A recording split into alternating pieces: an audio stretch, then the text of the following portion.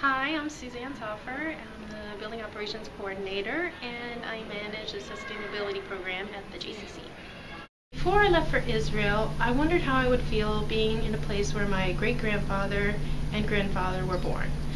My great-grandfather, Rabbi Yosef Sofer, was born in Jerusalem and later moved to Jaffa, where my grandfather, Morris Sofer, was born. On the first day, as we rode the bus to Haifa, I was so excited that we were just beginning our amazing trip through Israel. The landscape looked a lot like Northern California, so it felt familiar, but I didn't feel any connection or sense of belonging. I thought maybe when I arrived in Jerusalem I'd feel some sense of family history, but I felt more a sense of wonder and an eagerness to take in the history of the most spiritually significant place in the world. It felt so unreal being at the Kotel, especially on Shabbat, that I just wanted to stand there and take it all in and not analyze my thoughts or emotions.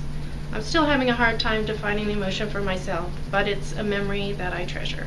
When I reflect on the trip, I remember our guide extraordinaire, Mookie, talking about the history of Tel Aviv as we stood on Rothschild Boulevard, and I tried to imagine what the city would have looked like 100 years ago when my great-grandfather and grandfather lived there, and what their life had been like. I wish I knew more about that time of my grandfather's life.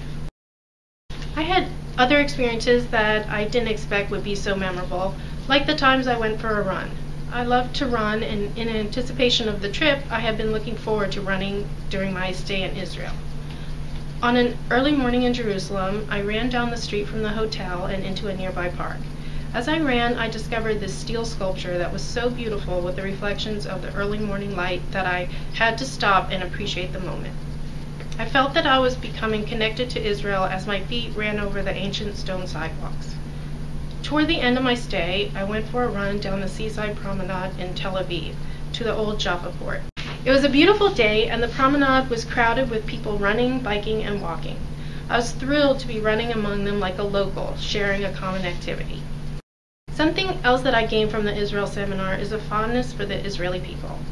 They come from different backgrounds and have different views and opinions, but they express themselves openly and directly, and even with humor and art, like the graffiti I saw near Jaffa.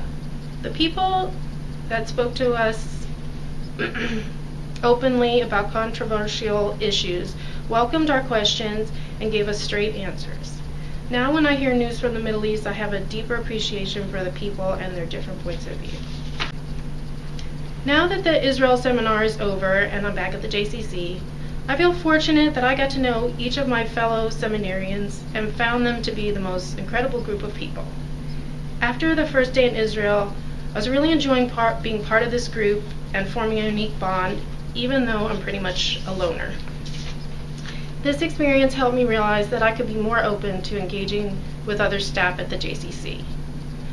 My longing to go to Israel has become stronger as the time passes, and as I try to sum up the experience of a lifetime and put it into words, I found that my connection to Israel came through personal interactions and experiences that are deeply meaningful to me, which is more than I could have hoped for and for which I'm truly grateful. On a final note, the falafel is amazing, the pita bread is fluffy, and it comes with fries.